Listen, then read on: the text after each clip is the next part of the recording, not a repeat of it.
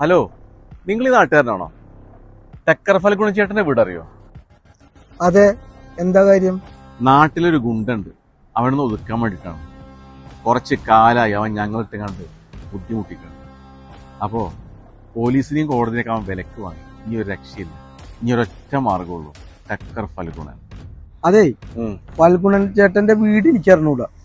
ആളെപ്പോഴും വൈകിട്ട് ഒരു സ്ഥലത്ത് ഇരിക്കാറുണ്ട്. ആ സ്ഥലം ഞാൻ കാട്ടിത്തരാം. അതെവിടെ? അതെ, ആള് വളരെ അപകടകാരിയാ. അപ്പൊ അതുകൊണ്ട് കുറച്ച് നീങ്ങി നിന്ന് സംസാരിച്ചാ മതി. ഞാൻ നാട്ടുകാരനാ, എനിക്ക് അടുത്തുനിന്നാലും കുഴപ്പമില്ല. ഓ, നിങ്ങക്ക് ഭാഗ്യം ഉണ്ടിട്ടാ.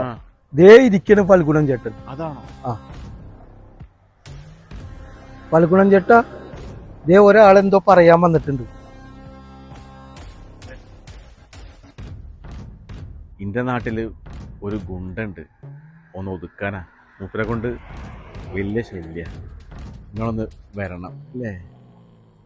ഒന്ന് വരണം. കഴിഞ്ഞ ആഴ്ച തന്നെ ഒരാളെ ടെക്കർ അടിച്ച് തലയൊക്കെ പൊട്ടിയിട്ട് ഒരാഴ്ച ഹോസ്പിറ്റലിലായിരുന്നു.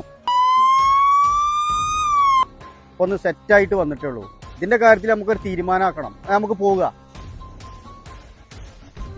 അല്ല, ഈ എണീറ്റടക്കാൻ ആവതില്ലാത്തതുകൊണ്ടാ ഞാൻ പോണ്. ഇവനിങ്ങോട്ട് അങ്ങോട്ട് ചെന്നാലേ അടി പാർസലായിട്ട് എനിക്കുള്ളൂ. ഞാൻ പോവാ. പിന്നെ ഇവന്റെ ഒരു അനിയനുണ്ട്, സുഗുണം ഫൽഗുണ.